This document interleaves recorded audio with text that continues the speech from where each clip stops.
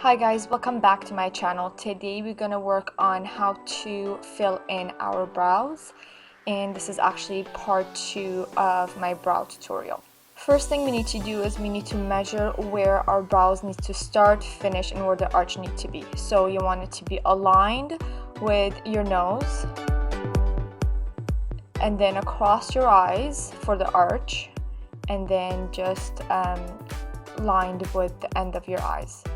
And then same thing on the other side. I actually used a makeup brush and I'm just measuring it again. I'm using Anastasia Dip Brow and pomade, and it's in medium brown, and then I'm actually using her brush as well. I took a little bit because this stuff is very pigmented, so you want to be very light-handed with it, and I just took a teeny little bit and I put in the lid and I dip my brush so then I could control how much product I am using on my brows. Naturally, the end part of your brows is darker than the front. So what you want to do is use most product at the end and then minimal product at the front of the brows. So once you figured out your shape, you are going to fill in your brows, and I use the end of the brush, which has a spoolie, and I'm just gonna blend in the product to make sure that it's nicely blended and is not chopped. To make sure that it's nice and sharp and has a clean line, I am actually using concealer. You could also use foundation to carve out your brows. And I always use this method. It is wonderful. It makes a huge difference. So yeah, and the way I do is I just use a very sharp brush and use the concealer right under my brow. So even if you have messed up, that's okay. That actually kind of erase all the mess ups and whatnot. I'm using my fingers to blend it in. The warmth of the skin helps blend in the product.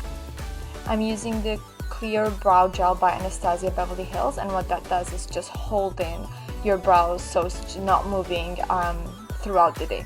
So I'm just going to do the same thing on the other side. Again, I'm using the dip brow and taking a little bit of product and then controlling the amount of the product in the lid, and I'm just going to shape out my brows and fill them in.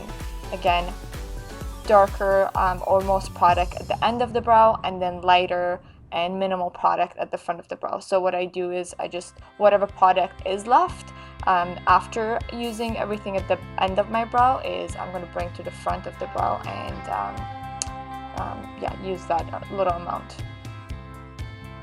And then what I'm going to do is I'm going to use the spoolie, which is at the other side, other end of the brush, and I'm just going to brush it through my brows, and it ensures, what it does is ensures the product is nicely blended in and there is no sparse area left.